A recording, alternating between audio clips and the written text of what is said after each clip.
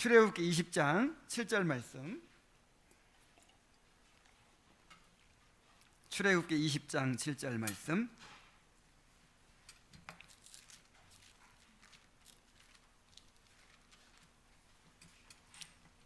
자, 함께 암송을 또 한번 해볼까요? 자, 시작. 너는 내 하나님 여호와의 이름을 망령되게 부르지 말라. 여호와는 그의 이름을 망령되게 부르는 자를 죄 없다 하지 아니하리라. 아멘.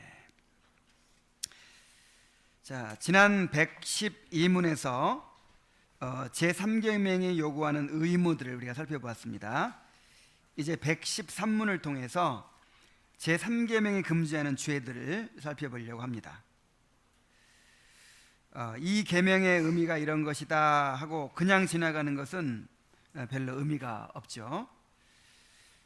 이 증거 구절들을 하나하나 살피면서 이 계명의 참뜻을 깨닫고 또 이 계명에 우리의 삶을 비추어 죄를 깨닫고 회개하게 되어야 합니다. 이 계명을 배우면서 이 계명에 순종하고자 하는 열망을 갖게 되어야 합니다. 그래서 우리가 빠르게 그냥 훑어나가지 않고 하나하나 이렇게 자세히 살펴나갈 텐데, 제3계명이 금지하는 이 죄들에 대해서 3주간에 걸쳐서 그렇게 살펴보려고 합니다. 자, 제113문을 함께 읽어보도록 하겠습니다. 자, 시작. 제3계명에서 금지한 죄들은 무엇입니까? 답.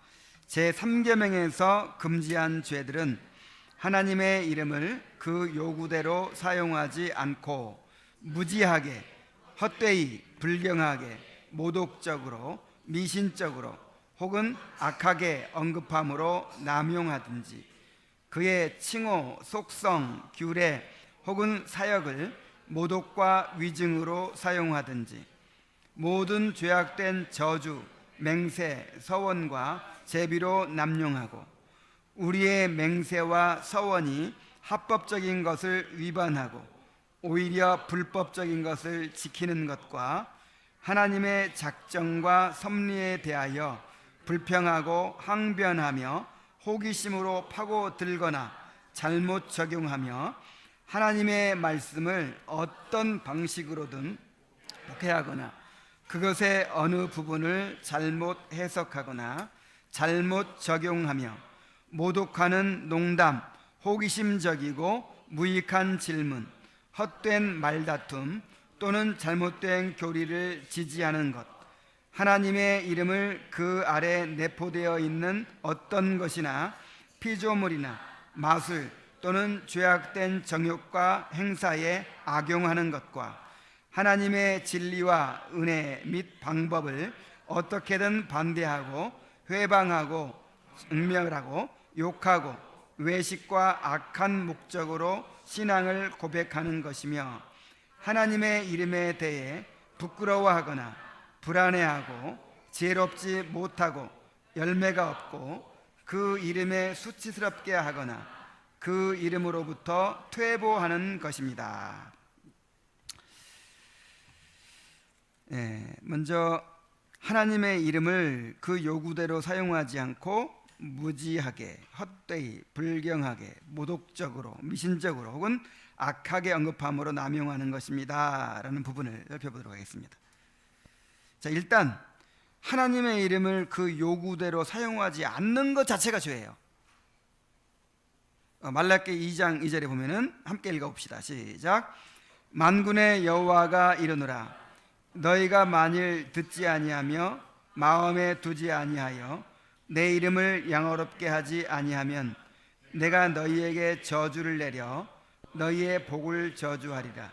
내가 이미 저주하였나니 이는 너희가 그것을 마음에 두지 아니하였음이라. 그러니까 이 10계명의 내용이 하나님을 사랑하라는 거잖아요. 그죠? 적극적으로 하나님을 사랑하라는 거. 그래서 뭘 하지 않는 것이 지키는 게 아니죠. 이 3계명도 마찬가지라는 것이죠. 하나님의 이름을 망령되게 사용하지 않는 않았다고 해서 죄를 안 범한 것이 아니고 하나님의 이름을 적극적으로 거룩하게 사용해야죠. 하나님의 이름을 위하여 살아야죠. 그렇게 하지 않으면 그것이 이제 3계명을 어기는 죄가 된다는 것이죠. 하나님의 이름을 소극적으로 함부로 사용하는 것만이 아니라 적극적으로 바르게 사용하는 일을 게을리하는 것이 제3계명을 어기는 죄가 된다는 것입니다. 우리는 하나님의 이름이 거룩히 여김을 받으시기를 소원하는 마음으로 그렇게 하나님을 늘 높이고 찬양하고 또 모든 일을 그렇게 해야 돼요. 잊어버리고 사는 것 자체가 망령되게 여기는 것이죠. 자, 그래서 하나님의 이름을 그 요구대로 사용하지 않는 거,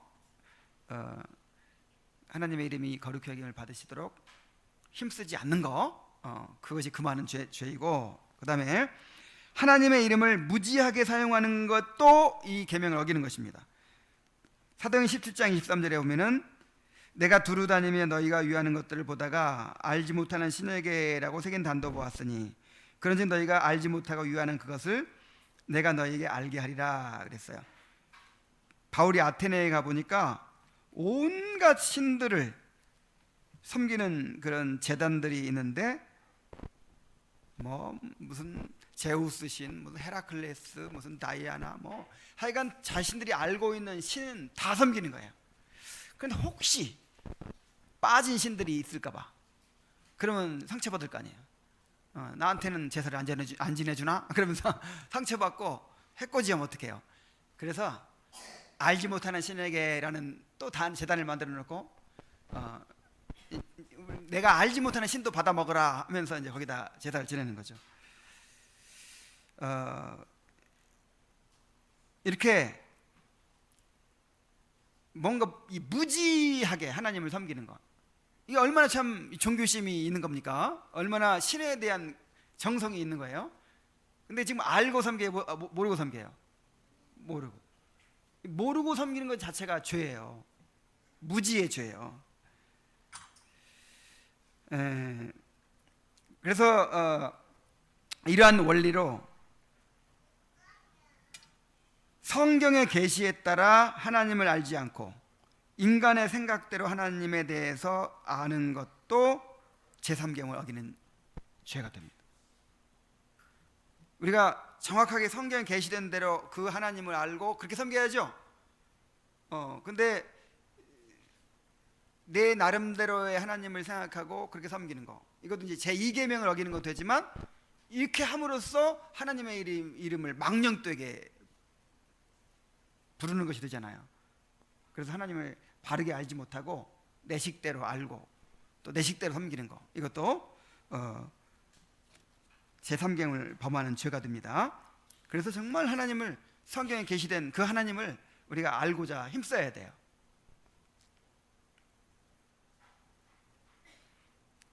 하나님의 이름을 헛되게 사용하는 것 그랬어요. 잠언 30장 9절 같이 읽습니다. 시작. 혹 내가 배불러서 하나님을 모른다 여호와가 누구냐 할까 하오며 혹 내가 가난하여 도둑질하고 내 하나님의 이름을 욕되게 할까 두려워함이니이다. 우리가 만일 배가 불러서 하나님을 우리 삶의 중심에서 밀어내게 된다면 이는 하나님의 이름이 헛된, 무의미한, 우리 삶에서 무의미하게 되잖아요. 이렇게 될 때 우리 하나님의 이름을 망령되게 만드는 것이죠. 이렇게 하나님의 이외에도 하나님의 이름을 헛되게 사용하는 거, 하나님의 이름을 무의미하게 사용하는 거, 이런 것들이 이제 이 3계명을 범하는 죄가 된다는 것이죠. 그 다음에 네 번째로 하나님의 이름을 불경하게 모독적으로 사용하는 것. 이 본문은 여러 차례 읽었죠. 말라기 1장 6절 7절에 내 이름을 멸시하는 제사장들아, 나 만군의 여호와가 너희에게 이르기를 아들은 그 아버지를, 종은 그 주인을 공경하나니 내가 아버지일진데 나를 공경함이 어디 있느냐? 내가 주인일진데 나를 두려워함이 어디 있느냐 하나, 너희는 이르기를 우리가 어떻게 주의 이름을 멸시하였나이까 하는도다. 너희가 더러운 떡을 나의 제단에 드리고도 말하기를 우리가 어떻게 주를 더럽게 하였나이까 하는도다. 이는 너희가 여호와의 식탁은 경멸히 여길 것이라 말하기 때문이라. 하나님 앞에 드리는 제물은 그 하나님의 이름에 걸맞는 것이어야 되죠.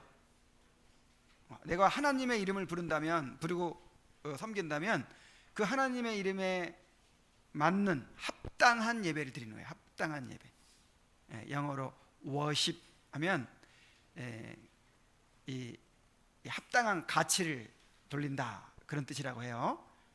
그 하나님의 합당한, 이게 참 중요한 말이에요. 합당한 찬양, 합당한 제물.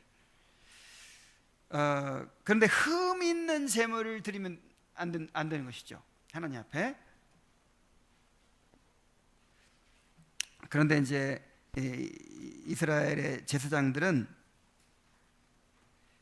하나님 앞에 그렇게 눈먼 것, 저는 것, 흠 있는 제물을 이렇게 드리는 거예요. 그렇게 함으로써 하나님의 이름을 모독하였다라고 하는 것입니다.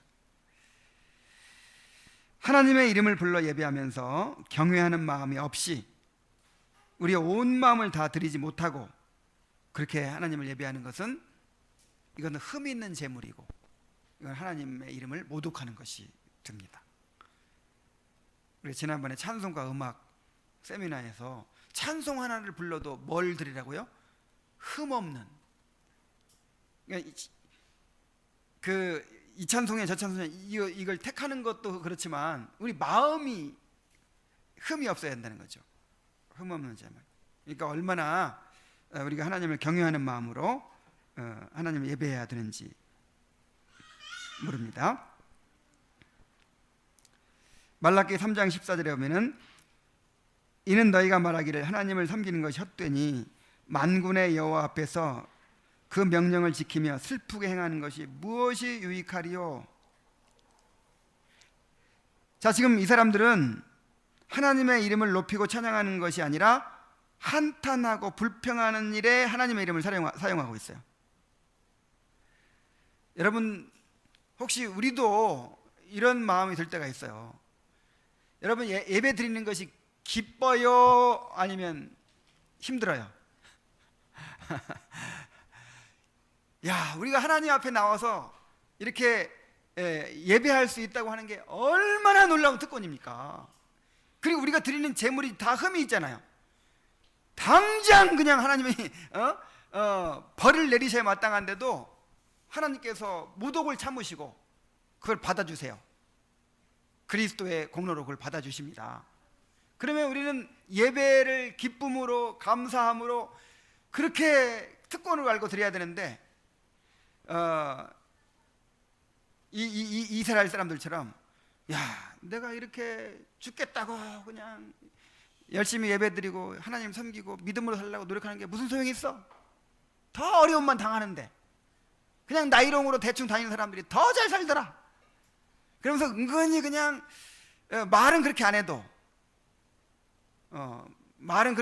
속에 이제 쓴뿌리가 조금 있어가지고 하나님께 원망하는 마음이 있어가지고 그렇게 한탄하고, 그렇게 할 때 하나님을 모독하는 것이 된다는 거예요.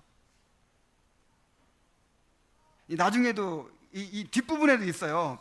뒷부분에도 하나님의 작정과 섭리에 대하여 불평하고 항변하고, 이게 모독이에요. 그러니까 우리는 이제 성경에서 그 하나님께서 받아주시는 내용들이 나오죠. 때때로 막 하나님 어찌하여 막 이렇게 하시나이까 하고 막 이게 받아주시죠. 이걸 긍휼히 여기서 그냥 받아주시는 거지 이렇게 해도 된다는 게 아닙니다. 이게 하나님의 이름을 망령되게 부르는 것이 되는 거예요.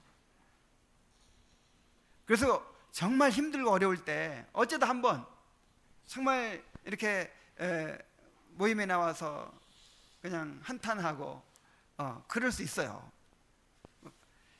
근데 이거 이래도 되는 것처럼 뭐 하나님은 사랑의 하나님이시고 그냥 아무렇게나 해도 하나님은 다 받아주시고 그래도 되는 것처럼 그렇게 그냥 내가 무슨 하나님 때문에 무슨 큰 손해나 보고 어떤 무슨 피해나 당하고 있는 것처럼 그렇게 그냥 한탄하고 그냥 이렇게, 이거 죄입니다. 분명히 아셔야 돼요. 정말 하나님의 이름이 모욕을 당하는 것이 됩니다. 그래서 우리의 교제가 이런 교제가 되면 안 돼요. 혹시라도 정말 하나님의 이름을 높이는 교제가 돼야지, 감사하는 교제가 되고. 자, 그 다음에 다섯 번째로 하나님의 이름을 미신적으로 사용하는 것. 사무엘상 4장 3절입니다.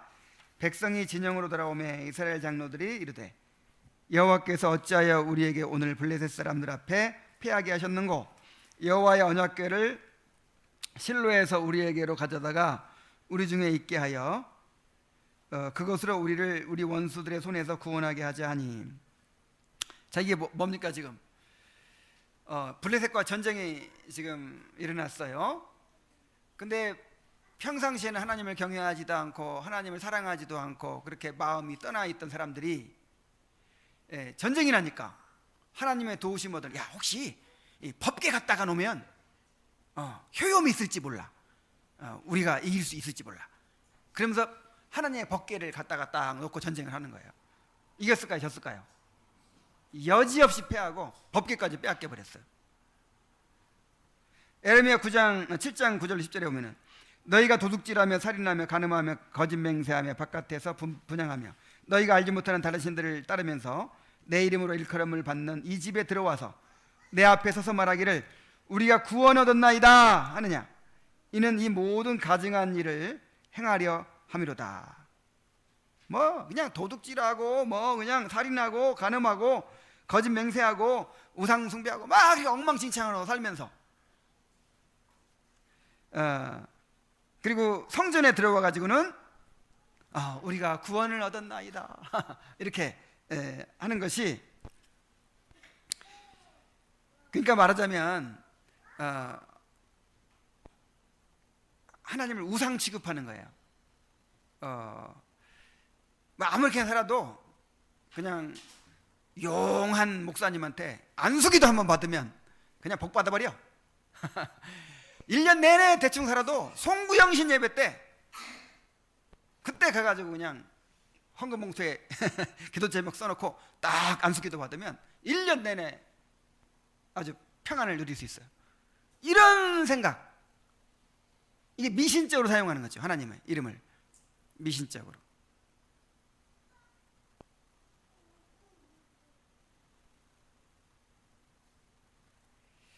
이건 정말 하나님을 진짜 모독하는 거죠. 그렇죠? 하나님을 아무것도 모르는 그냥 우상 취급하는 거예요. 우상 취급. 하나님 우리의 삶을 살피시고 우리를 거룩히 하시는 하나님이신데, 그래서 하나님을 그렇게 복받는 수단으로 이용하는 거, 이런 거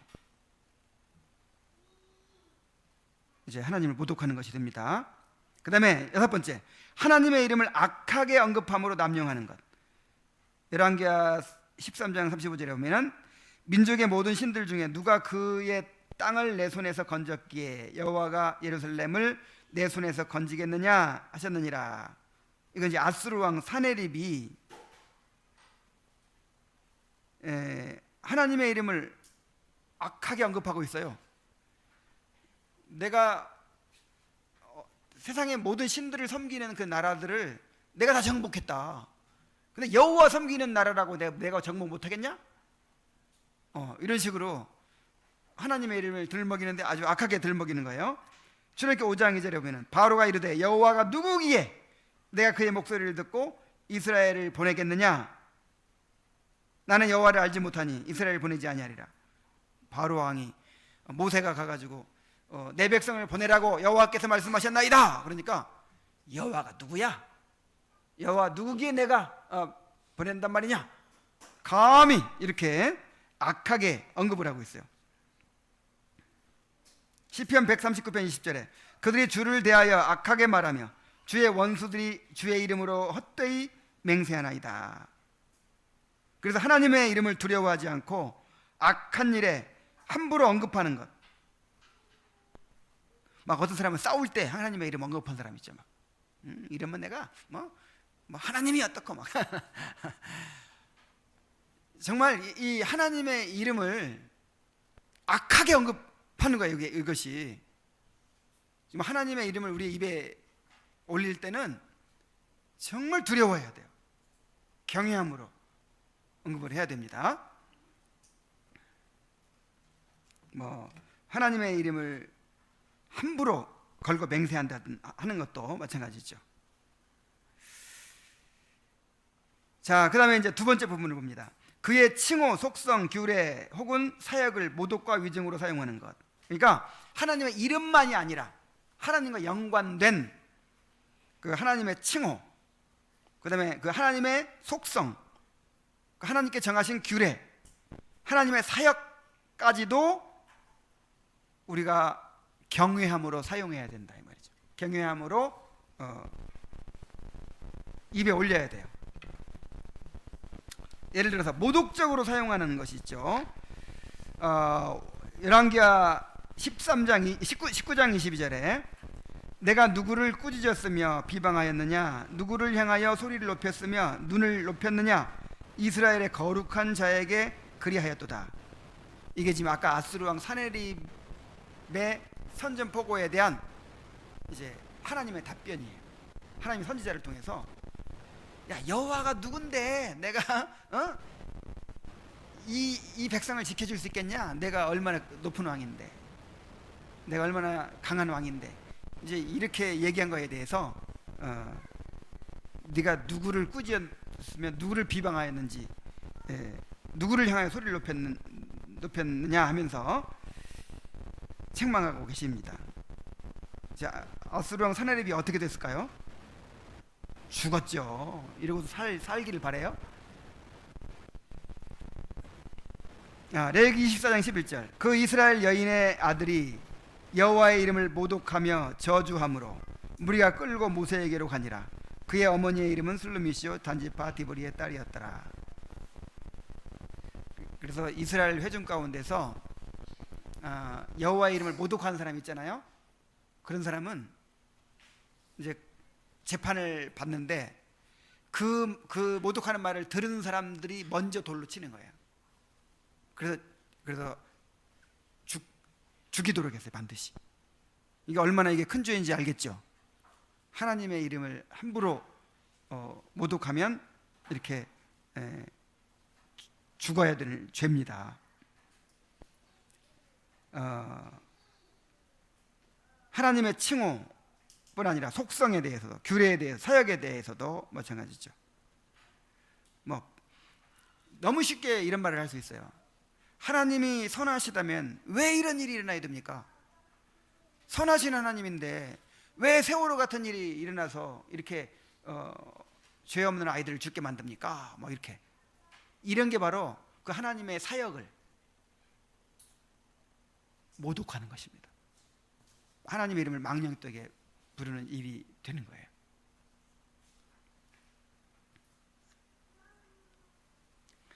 그 다음에 두 번째로 위증으로 사용하는 것입니다. 위증으로 사용하는 것. 위증이란 하나님에 대해서 그릇된 진술을 하는 것이죠. 시편 50편 16절 17절에 악인에게는 하나님이 이르시되 내가 어찌하여 내 율례를 전하며 내 언약을 내 입에 두느냐, 내가 교훈을 미워하고 내 말을 내 뒤로 던지며 그랬죠. 이게 무슨 말이에요? 자신은 하나님의 말씀을 따르지도 않으면서 하나님의 교훈을 미워하고 하나님의 말씀을 자기 뒤로 던지면서 사람들 앞에서 하나님의 율례를 전하고 언약을 언급하고 이러고 있는 거예요. 이게 위증이에요. 위증. 그래서 신약 성경에 봐도 하나님의 이 경건을 이익의 재료로 생각하는 사람들이 있다 그랬어요. 경건을 이익의 재료로. 그러니까 초대교회 당시에는 이제 예수님께서 그렇게 말씀하셨잖아요. 복음을 전하는 자들은 복음으로 말미암아 살리라. 그래서 복음을 전하는 자들은 어딜 가든지 그 회중들이 이제 필요를 다 공급해야 될 의무가 있어요. 그냥 임시로 방문했어도 먹여주고 재워주고 여비까지 다 줘야 돼. 이게 나그네 대접이에요. 그래서 이제 내가 예루살렘에서 왔습니다. 복음 전하기 위해서 지금 안디옥에 왔습니다. 그러면 이제 어느 집 찾아갔겠죠. 이제 어느 집 아니면 이제 그 가정교회를 찾아갔겠죠. 그러면 아이고 하나님의 종이 오셨다고 이제 영접해가지고 이렇게 섬기는 거예요. 그러니까 이 양심 없는 사람들이 이용할 수 있겠죠. 야 이거 이 말씀 전하고 막 이렇게 한다고 하면 일하기도 싫은데 내가 잘 먹고 살 수 있겠구나 해가지고는 경건을 이익의 재료로 삼아가지고 그렇게 하는 거예요. 바울이 이런 오해를 받은 거예요. 바울이 이 사람 돈 벌라고 저렇게 한다고 그렇게 오해를 받은 거예요. 실제로 그런 사람들이 많이 있었기 때문이에요. 예수님 오실 날이 얼마 남지 않았다고 더군다나 생각하니까 뭐 어렵게 일하고 그럴 필요가 뭐 있어요. 그냥 나는 주님의 일을 하겠다 하면서 그렇게 여기저기 다니면서 그렇게 얻어먹고만 다니는 사람이 있어요. 그래서 그런 사람들을 일하기 싫어하거든 먹지도 말게 하라. 그리고 그 사람들을 철저히 분별하라고 했어요.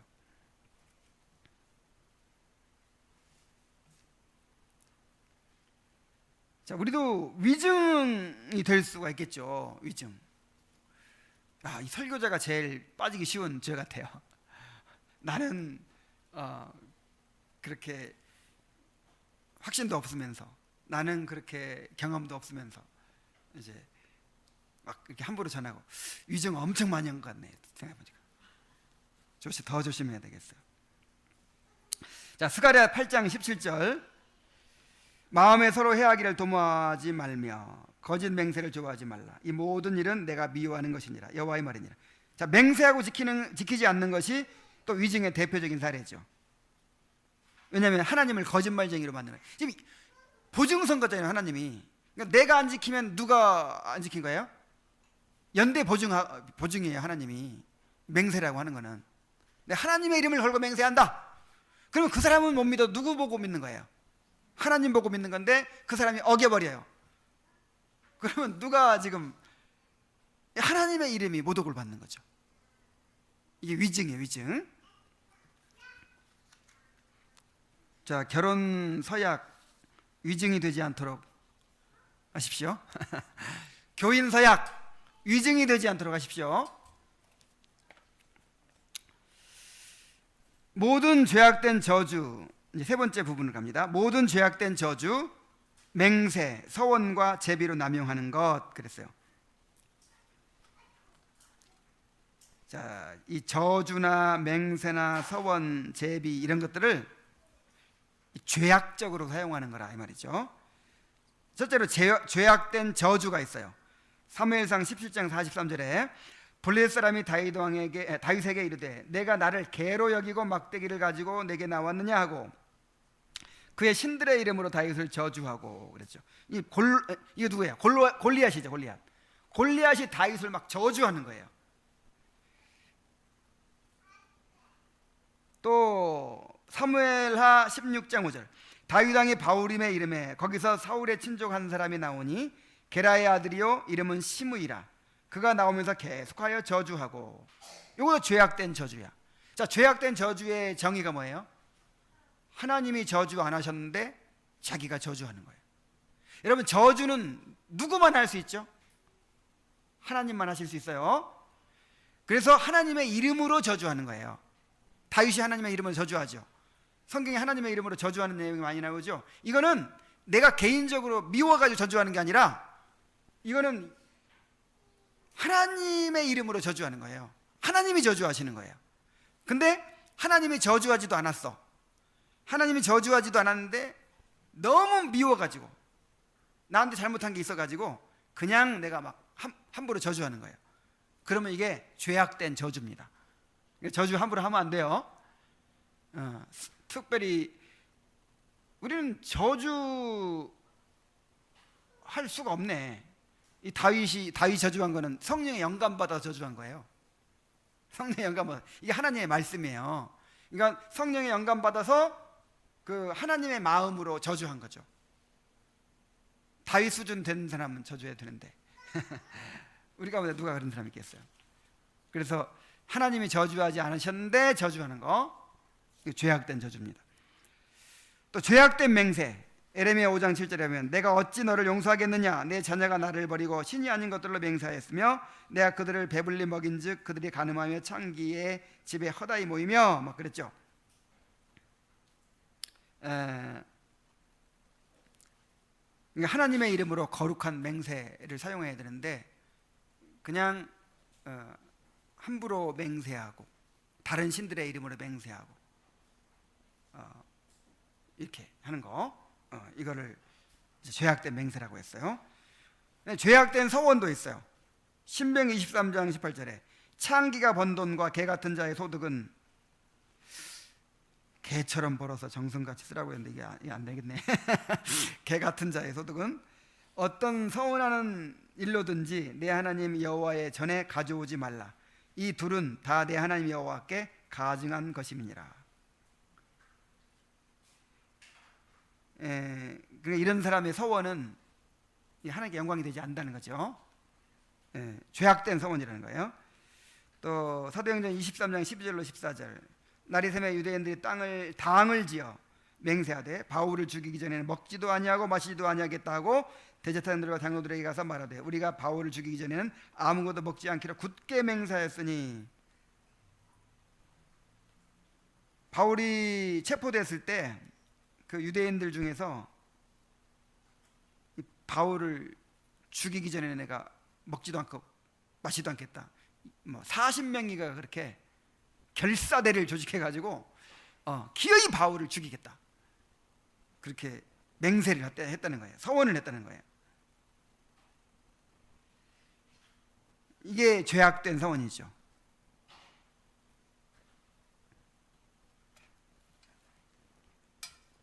그래서 다른 신의 이름을 걸고 맹세하거나 서원하는 것, 또 잘못된 일에 맹세하거나 서원하는 것, 이런 것들이 죄악된 맹세요, 죄악된 서원입니다. 또 죄악된 제비가 있어요. 에스라 9장 24절 곧 아각 사람 에스더 9장 24절 곧 아각 사람 함무다다의 아들 모든 유대인의 대적 하만이 유대인을 진멸하기를 꾀하고 부르 곧 제비를 뽑아 그들을 죽이고 멸하려 하였으나, 이제 이게 에스더서에 나오는 얘기인데 그 모르드게는 유대인이고 하만은 아각 사람인데 이제 라이벌이죠. 근데 하만이 왕의 총애를 입어서 높아졌는데 모든 사람들이 다 절을 하는데 모르드게만 꼿꼿하게 절을 안 해.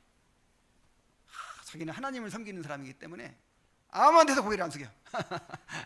이게 좀 이제 좀 지나친 면도 있지만, 그러니까 뭔가 유대인으로서 하나님의 백성으로서의 어떤 자부심, 확신을 가지고 있는 거예요. 나는 여기와 이렇게 잡혀와 있지만 나는 하나님의 종이다, 이런 이제 확신이 있는 거예요. 그래가지고 안 굽혀. 그러니까 이제 너무 화가 나가지고는 모르드게뿐 아니라 모르드게가 속한 민족 유대인들을 다 죽이겠다고 이제 결심을 했어요. 근데 그 악한 일을 위해서 제비를 뽑는 거예요.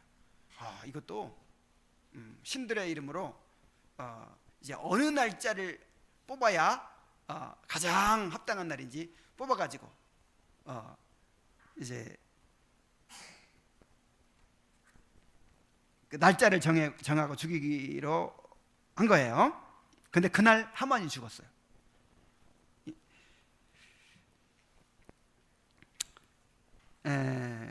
또 시편 22편 18절에 보면은 내 겉옷을 나누면 속옷을 제비 뽑나이다.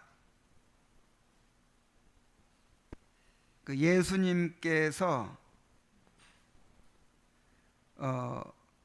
이제 십자가에 달리셨을 때 이 겉옷은 이렇게 막 찢어서 나눠 가진 것 같아요.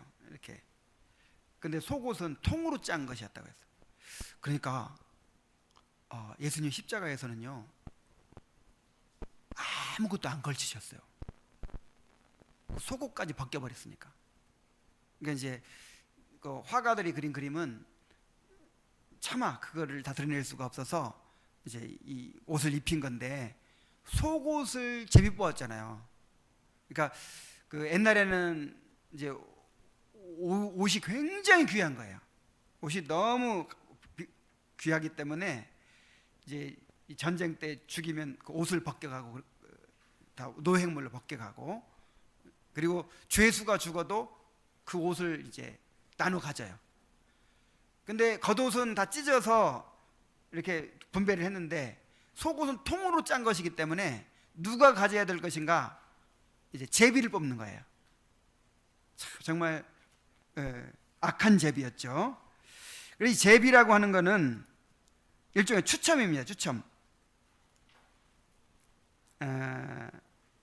어떤 일을 이제 하나님의 이름으로 이렇게 정하는 거죠. 추첨해서 정하는 거죠. 뭐 주사위를 던진다든지 이렇게 제비를 뽑아서 정하는 건데, 아주 사소한 문제이거나 하나님을 향한 경외와 믿음이 없이 경솔하게 그렇게 하나님의 이름으로 제비 뽑는 일, 이런 것들이 이제 죄가 된다는 것이죠. 그렇다고 막 우리 사다리 타고 이런 게 죄가 된다는 거 아니에요. 그건 하나님의 이름으로 막 하는 거 아니잖아요, 그냥. 자, 우리의 맹세와 서원이 합법적인 것을 위반하고 오히려 불법적인 것을 지키는 것, 이것이 죄가 된다고 했습니다. 자, 합법적인 맹세와 서원을 위반하는 것은 당연하죠. 시편 24편 4절, 곧 손이 깨끗하며 마음이 청결하며 뜻을 허탄한 데 두지 아니하며 거짓 맹세하지 않는 자로다. 에스겔 17장 18절, 그가 이미 손을 내밀어 언약하였거늘 맹세를 업신여겨 언약을 배반하고 이 모든 일을 행하였으니 피하지 못하리라. 합법적으로 한 맹세와 서원을 위반하는 것, 이것은 누구를 모독하는 것이 돼요? 하나님의 이름을 모독하는 것이 돼요. 여러분, 하나님의 이름으로 맹세하고 서원한 거 있죠? 결혼서약, 교인서약, 이렇게 다 하나님의 이름으로 맹세한 거예요. 그 위반하면 하나님의 이름을 망령되게 부르게 되는 것입니다. 자, 그리고 오히려 불법적인 것을 또 지켜. 합법적인 것은 어기고 불법적인 것은 오히려 지켜요. 마가복음 6장 26절에 왕이 심히 근심하나 자기가 맹세한 것과 그 앉은 자들로 인하여 그를 거절할 수 없는지라. 이게 이제 헤롯 왕이 자기 동생의 아내를 아내로 삼았어요. 그러니까 너무 참 이게 유대인의 왕이, 유대 나라는 하나의 종교적인 국가인데 왕이 돼가지고 자기 동생의 아내를 자기 아내로 삼은 거예요. 이게 말이 됩니까? 그래서 세례 요한이 그를 막 책망했어요. 그래서 세례 요한을 가뒀죠. 근데 차마 죽이지는 못해. 그 설교를 듣고 고통, 찔림을 받으면서도 달게 들었다 그랬어요. 사람 참 심리가, 그런 심리가 있어요. 그러니까 막 자기 죄를 막, 그러니까 양심의 가책을 느낀 거죠. 늘 양심의 가책을 느끼고, 그러니까 사람들 모르는 그런 이제 괴로움이 있는데, 세례 요한이 설교를 통해서 막 죄를 지적하고 막 확 드러내니까 이제 괴로우면서도 좀 시원함을 느끼는 거예요. 근데 회개는 해요, 안 해요? 안 해. 이런 심리가 있어요, 우리한테. 일종의, 그래, 맞아, 나는 나쁜 놈이야, 나는 죽어야 돼, 정말 내가 죄인이야, 그렇게 막 자기를 자학하면서 일종의 보상 심리를 느끼는 거예요. 그리고 이제 조금 이제 마음을 다스렸으니까 더 큰 죄를 지어 가서. 자, 지금 헤롯이 이런 상태에 있어요. 근데 생일 잔치 때 많은 손님들이 와서 이제 생일 잔치를 벌이는데 그 동생의 아내 헤로디아의 딸이 춤을 추어서 기쁘게 한 거예요. 호기를 부려가지고 내가 너에게 네 소원을 내가 들어주겠다. 이 나라의 절반이라도 주겠노라. 그렇게 맹세를 한 거예요. 그러니까 이 헤로디아의 딸이 엄마한테 뭐를 요구할까요? 물어봤어요. 그러자 세례 요한의 목을 달라고 해라. 그래서 헤롯은 죽일 생각이 없었잖아요. 헤롯의 설교를 세례 요한의 설교를 듣고 설교를 달게 들었잖아요. 그런데도 이 수많은 사람들 앞에서 공언했거든, 왕이. 어쩔 수 없이 세례 요한을 목 베어다가 수반에 담아다가 가져왔어. 이 잘못된 맹세인데 이건 또 지켜.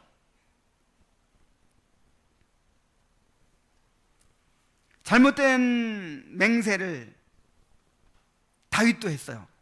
사무엘상 25장 20절에 보면은 내가 그에게 속한 모든 남자 가운데 한 사람이라도 아침까지 남겨두면 하나님은 다윗에게 벌을 내리시고 또 내리시기를 원하노라.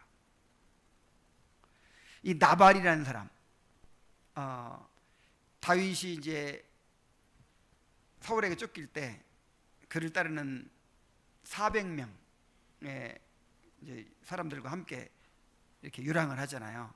근데 양식이 없고 이제 어려움을 당하게 돼서 나발이라는 큰 부자한테 사람들을 보냈어요. 우리에게 좀 도움을 달라. 근데 그냥 도움을 달라는 것도 아니고 그 나발의 양떼가 있을 때 지켜줬어요. 양떼를 들판에 있을 때 지켜주고 충분히 그렇게 선행을 베풀었어요. 그리고 이제 어려움 당했을 때 도움을 달라고 한 건데 나발이 심하게 모욕을 했어요. 요즘 주인에게 도망치는 노예들이 많던데 어디서 굴러먹던 놈인지도 모르고 내가 내 재물을, 내 곡식과 식물을 내가 줄 필요가 있냐. 그리고 그냥 아주 모욕해서 보냈어요. 다윗이 화가 나가지고 내가 이 집의 남자들 중에서 한 사람이라도 남겨두면 내가 하나님이 나에게 벌을 내리시기를 원하노라. 이게 일종의 이제 하나님의 이름을 걸고 맹세한 거죠. 근데 그 나발의 아내 아비가일이 너무 지혜로운 여인이에요. 얼른 막 그 식량을 준비해 가지고 다윗을 맞으러 나가서 한번 생각해 보십시오. 지금 가서 다 죽이면 나중에 왕 될 분이 나중에 되겠습니까? 하나님이 나중에 왕으로 이렇게 세워주실 텐데 이렇게 무참하게 살육을 하고 이런 일이 있으면 어떻게 되겠습니까? 그때 제정신이 돌아가지고 다윗이 회개했어요. 그래서 우리가 정말 하나님의 이름으로 합법적으로 제대로 한 그 맹세는 철저하게 지키려고 하지 않으면서 또 엉뚱한 맹세를 해요. 내가 죽어도 내가 너를 용서하나 봐라. 아니면 뭐 쓸데없는 고집을 피우고 그냥 자기를 안 꺾으려고 그냥 합법적인 맹세한 거 외에는 그냥 꺾어지세요. 그냥 다 굴복하고 그냥 포기하고 머리 숙이고 들어가고 다 그렇게 하세요. 자, 그래서 오늘 3분의 1 정도를 제3경이 금지하는 죄들에 대해서 3분의 1 정도를 살펴봤습니다. 또 다음 주에 계속해서 살펴보도록 하겠습니다. 기도하죠. 하나님 아버지, 우리는 하나님의 이름이 거룩히 여김을 받으시도록 그렇게 지어졌고 그렇게 구원을 받았습니다. 그래서 우리가 늘 하나님의 이름에 영광을 돌리고 참으로 하나님을 높이는 그런 삶을 살아야 될 줄로 믿습니다. 이런 일에 게으르지 않게 하시고 하나님의 이름을 욕되게 하는 모든 행위들을 우리가 깨닫고 버릴 수 있도록 인도하여 주시옵소서. 이 제3계명을 우리 마음에 잘 새기고 잘 지켜나갈 수 있도록 인도하여 주옵소서. 예수님의 이름으로 기도하옵나이다.